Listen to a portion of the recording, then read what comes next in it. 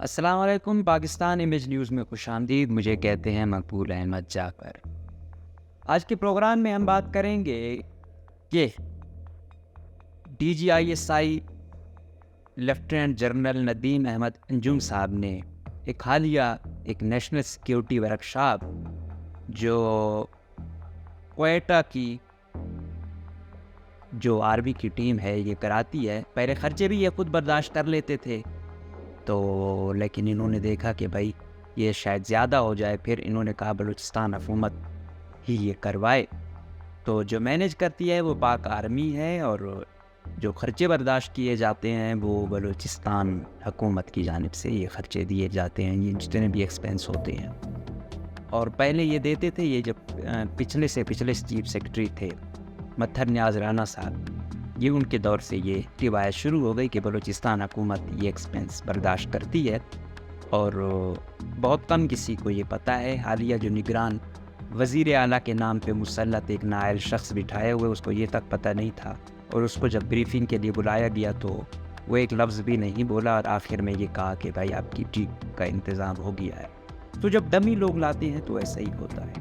खैर, हम आते हैं अपने मुद्दे पर, बात करते हैं कि कुछ मौजू पर कि DGISI ने अफ़गान मुहाजिरीन के हवाले से क्या कहा, इमरान खान के हवाले से क्या कहा, बलूचिस्तान के हवाले से क्या कहा, लापता अफराद के बारे में क्या कहा। सबसे पहली बात करते हैं, ये नदीम अहमद अंजुम साहब जो हैं, ये लाइमलाइट में बलूचिस्तान में उस वक्त आए जब ये IGFC थे। उस वक्त FC या नॉर्थ साउथ नहीं था, उस वक्त IGFC एक हुआ करता था।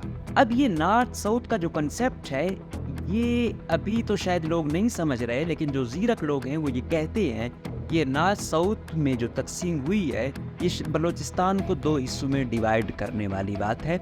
अब तो पुलिस का भी साउथ रीजन में बन गया है, FC हो गई है।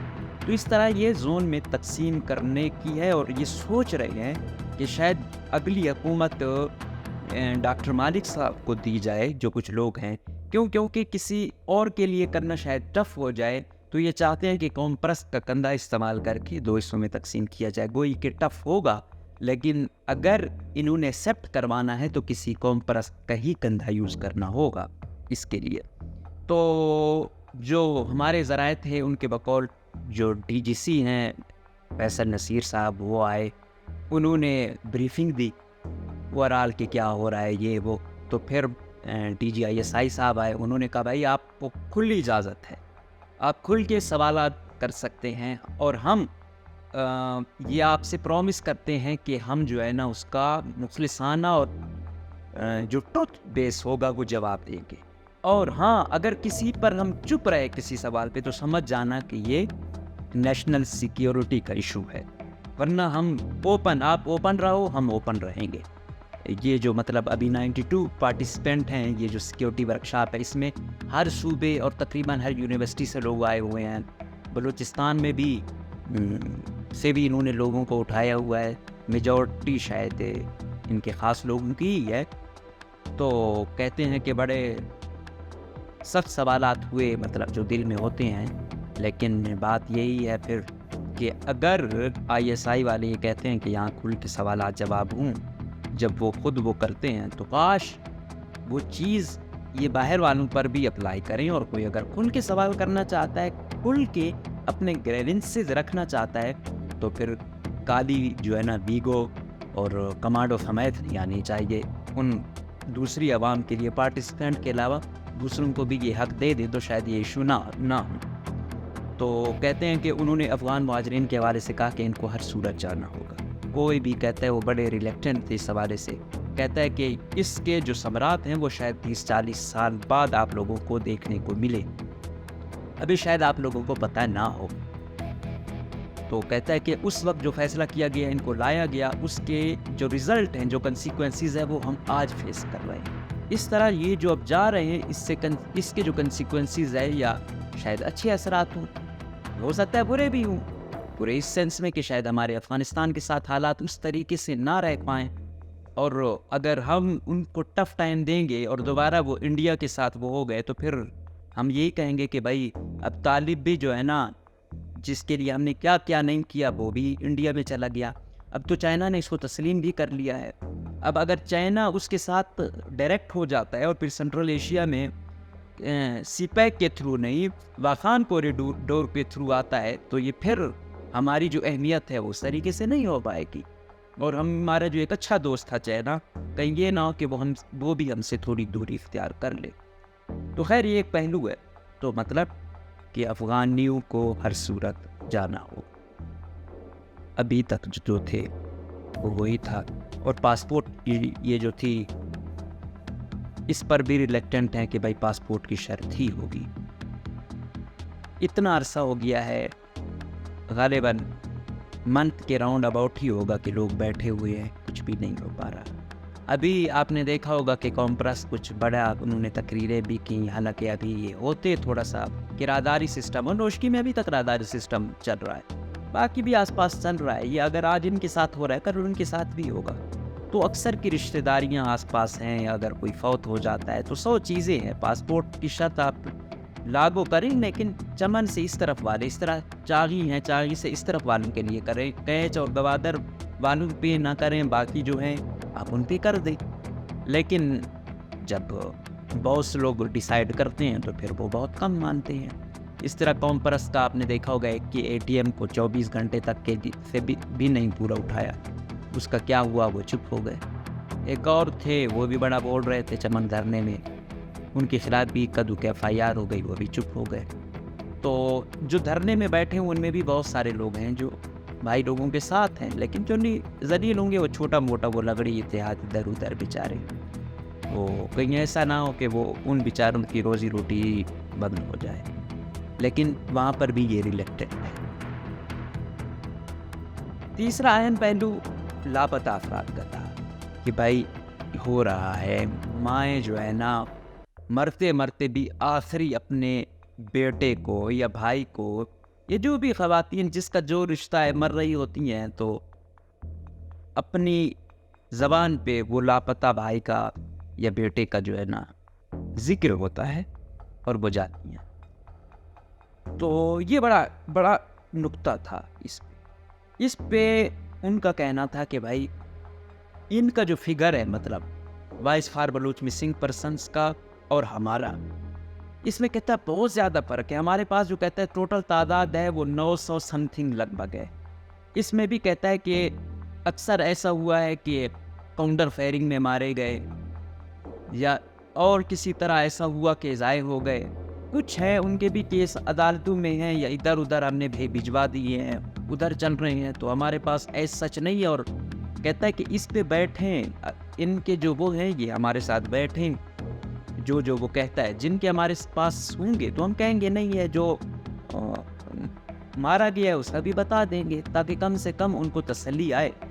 तो यही चीज़ हम कहते हैं कि भाई हमारा भी यही मुतालबा है कि अगर कोई मारा भी गया है, अब 15-20 सालों से वो लोग दरबदर हैं, आप कहेंगे भाई आपका जो ये वालिद था, बेटा था, भाई था, ये मारा गया, ये नहीं जिंदा, और लिहाजा अब आप लोग सब्र कर जाएं, तो कम से कम उनको सब्र आ जाएगा। अब ये इन्होंने कहा है कि हम वो बैठने को तैयार नहीं है, तो मुझे और इसके साथ एक और पेशरफ्त हुई कि इसी मिसिंग पर्सन पे, इस पे जो है ना यही सिक्योरिटी वर्कशॉप के लिए ये अरेंज करते हैं कि आज कोर कमांडर के साथ हैं, आज CM के साथ है, उसके साथ जो आज का सेशन था इस पर मैं आगे ब्रीफ करूंगा कि क्या हुआ आज या हो। अभी तक तो मेरे पास मालूमात नहीं है, मैं सोर्सेज से पता कराऊंगा।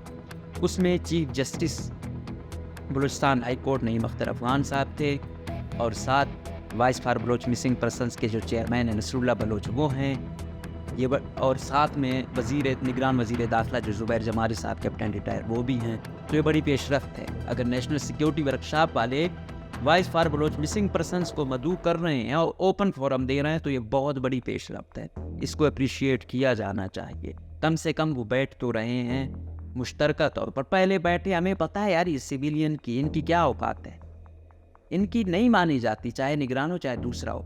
डायरेक्ट अगर बैठना है, कोई वो करना है, तो वो आर्मी ही है, वो यही तय करते हैं सब कुछ। और ये तो जो नेशनल सिक्योरिटी का वो तो वहाँ तो पर जल जाते हैं इन बेचारों के, तो वो आर्मी से ही डील करना होता है। तो अगर मधु किया है और फिर नसरुल्लाह बलोच साहब ने वो चीज़ एक्सेप्ट भी किया है, ज़ाहिर बात है ओपन वो बात करेंगे, उसके वो डायरेक्ट उनका घर मुतासिर है, उनके घर से लापता करके मारे गए हैं लोग, तो उससे अच्छा कौन हो सकता है। तो और चेयरमैन भी है, तो उम्मीद है कि ये जो इशू है ये जाएगा अपने सॉल्यूशन की जानिब, और जितना जल्दी ये जाए तो बेहतर है। इसके साथ साथ जो और अहम इशू था वो ये था कि भाई इमरान खान, तो इस पर भी रिलेक्टेंट है कि भाई इमरान खान ने अगर आना है तो इलेक्शन के ज़ोर पे आए, वोट के ज़ोर पे आए। तो वो कहते हैं कि जब इस पे वो आया तो कहता है कि मेरे पास लोग आए इमरान खान के हामी। अब ज़ाहिर बात है 7-8 लाख फौज है, हर बंदे का अपना अपना नज़रिया है। तो कहते हैं कि जर्नल लेवल के लोग आए कि भाई इमरान खान को आप लाएंगे वो। तो कहता है मैंने उससे कहा नहीं, आप लेफ्टिनेंट जनरल हो, मैं भी लेफ्टिनेंट जनरल हूँ, मेरा भी एक वोट है, सिपाही का भी एक वोट है, अगर उसने आना है तो वो वोट के थ्रू आ जाए। तो पता नहीं, ये तो अब पार्टिसिपेंट है, उनका वो है। लेकिन अगर मैं होता तो मैं ये कहता कि आप वो फॉरम तो नहीं है, आप तो कह रहे हैं कि न्यूट्रल है, लेकिन न्यूट्रलिटी दिख तो नहीं रही है। ये जो एक दफ़ा एक केस में असद गैसर को 2-3 केसों में वो हो गया, आज निकला दोबारा एक और केस आ गया, तो ये तो हम तो इतने वो क्या कहते हैं कि थोड़ी बहुत ABC हमने भी सीखी हुई है। अगर इदारे पीछे नहीं हैं तो और पुलिस की इतनी मजाल नहीं है कि वो बार बार वो करे। ये कहीं ना कहीं तो है, और ऐसा हो नहीं सकता कि बगैर इंस्टीट्यूशन की मुदाखलत के बार बार केस आ रहे हों।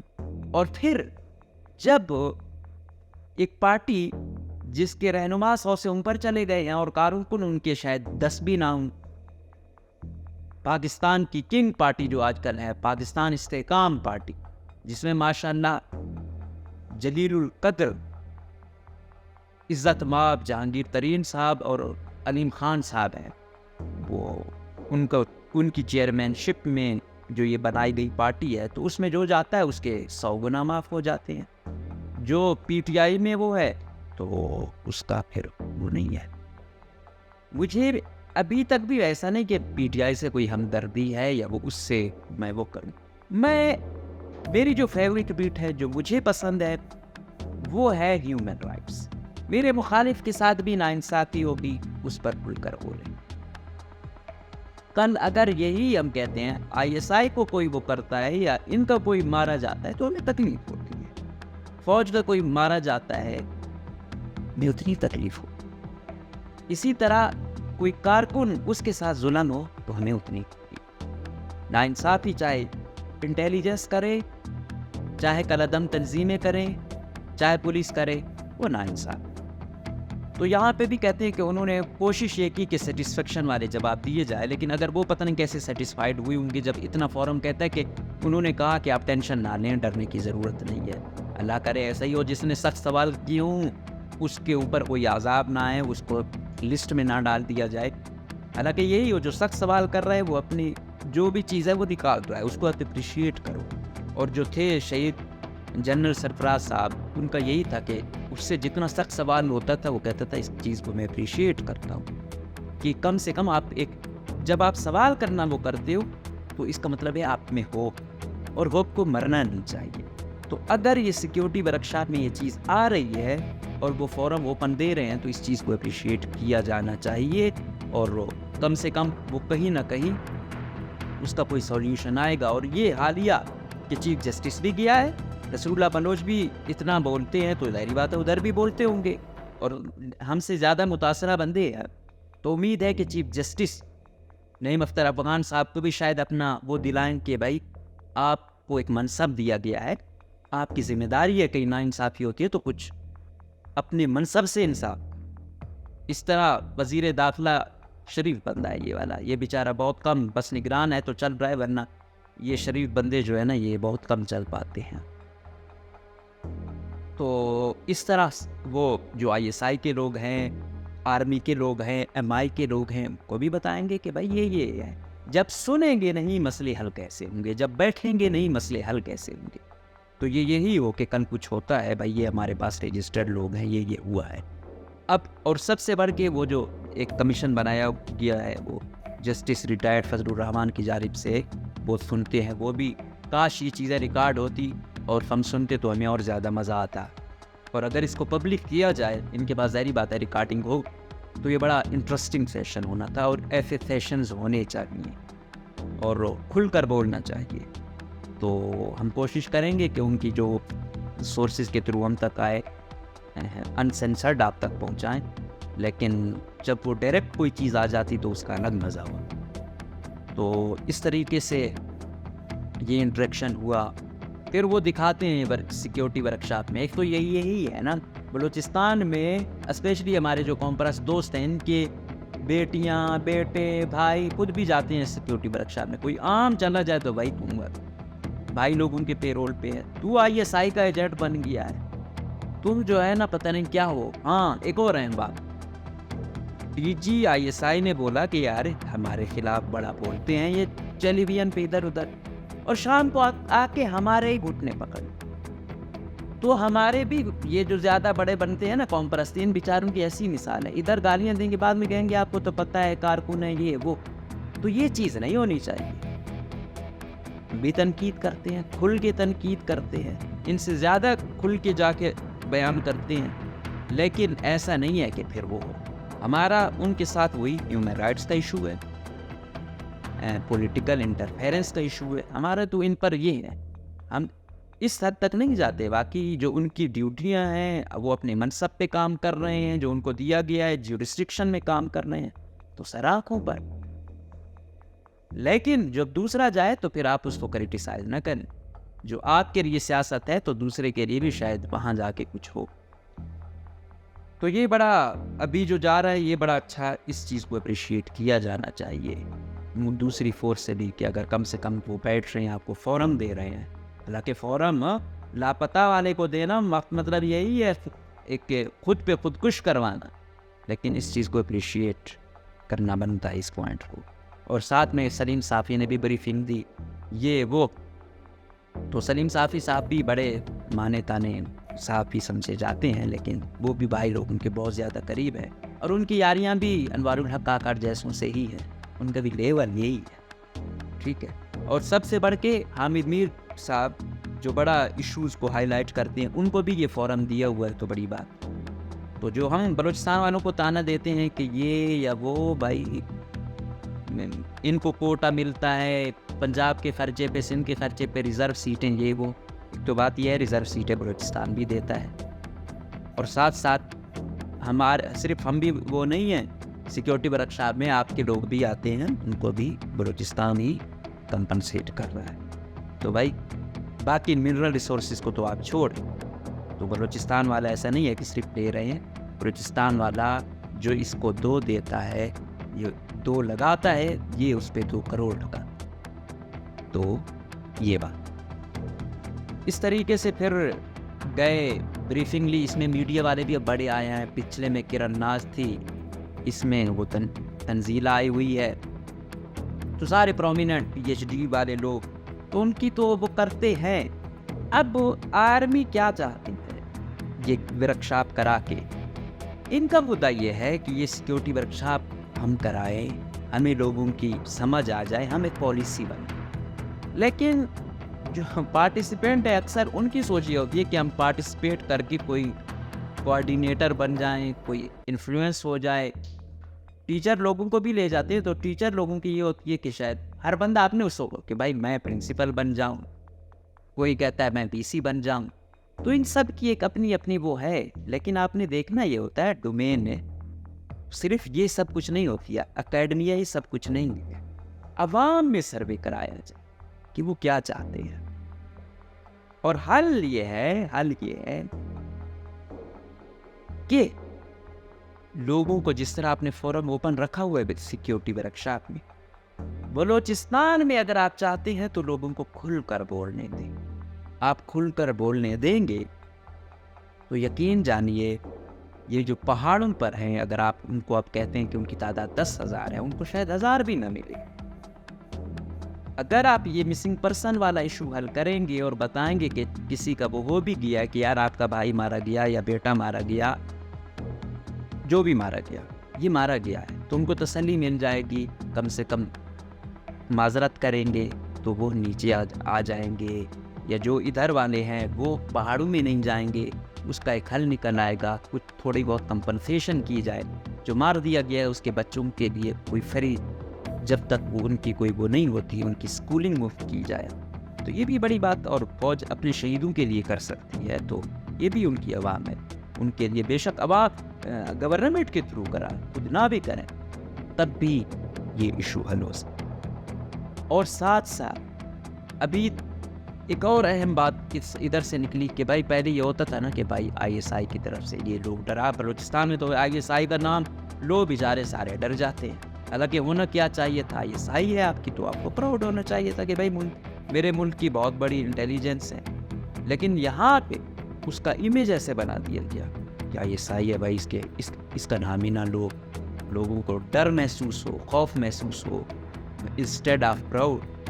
फिर समझ जाना चाहिए कि कहीं ना कहीं समथिंग इज़ रॉन्ग। तो वो समथिंग रॉन्ग यही है कि जब 2 नंबर लोगों को रसाई मिली, उनको अगर कोई जब टफ टाइम था, कोई एक टास्क दिया गया तो उन्होंने एक टास्क अगर इनका किया तो 9 अपने किए, तो लोगों को वजन हो गया कि यार इन पर कुछ होता है तो पीछे ये लोग आते हैं।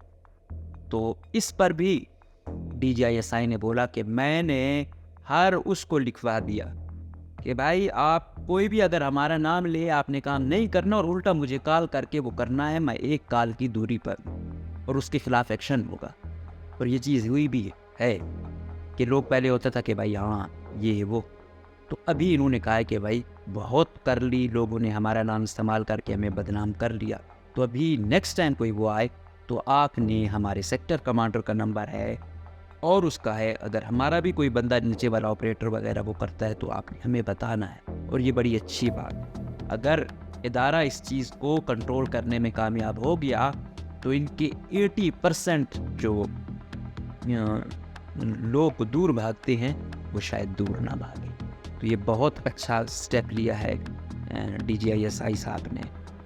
और इसके साथ उन्होंने ये भी कहा कि भाई मैं तो इतना बोलता हूँ उधर बलोचों के हक़ में कि मुझे वो कहते हैं कि तुम भी बलोच बन गए हो। बड़ी अच्छी बात है अगर बलोचों के हक़ में बोलते हो और फिर भी लापता लोगों में कमी नहीं आ रही, उठाए जा रहे हैं, फिर भी मारे जा रहे हैं, ये भी देखा जाए।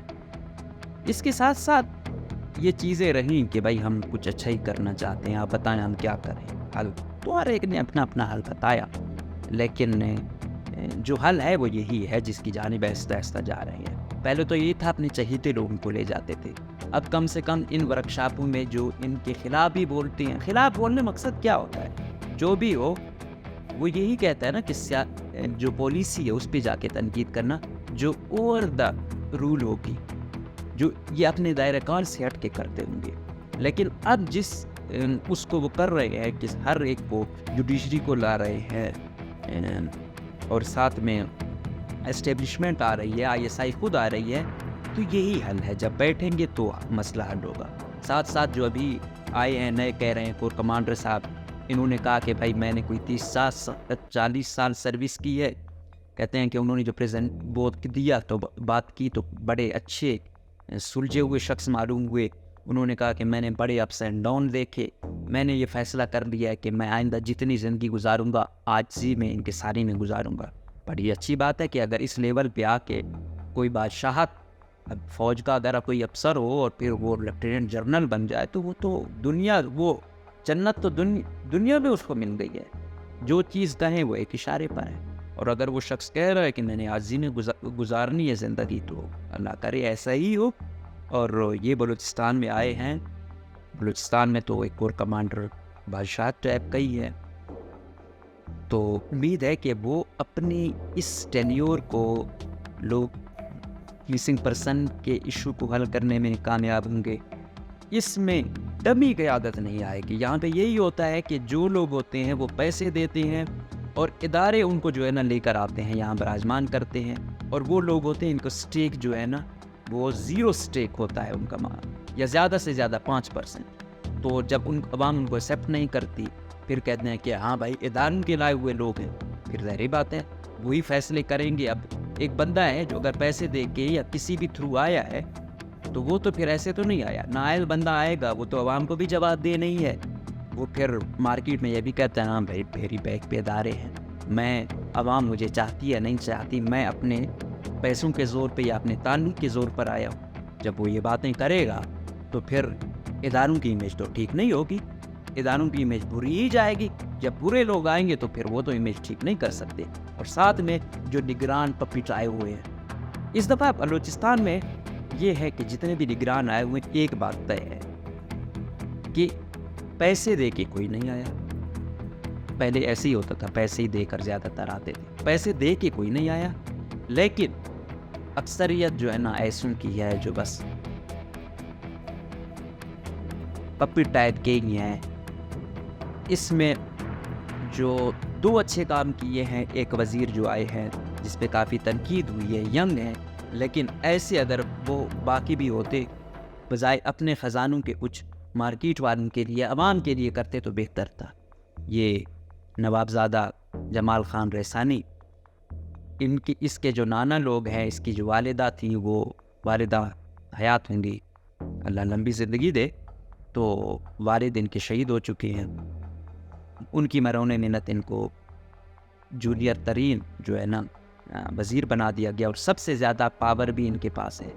वो कि मेरी मालूमात के मुताबिक कहा गया कि आपको PND भी देंगे, लेकिन वो नहीं दी गई, इसी पे ही टरखाया गया। अभी यूथ अफेयर का इनको वो दिया गया और स्पोर्ट्स का दिया गया।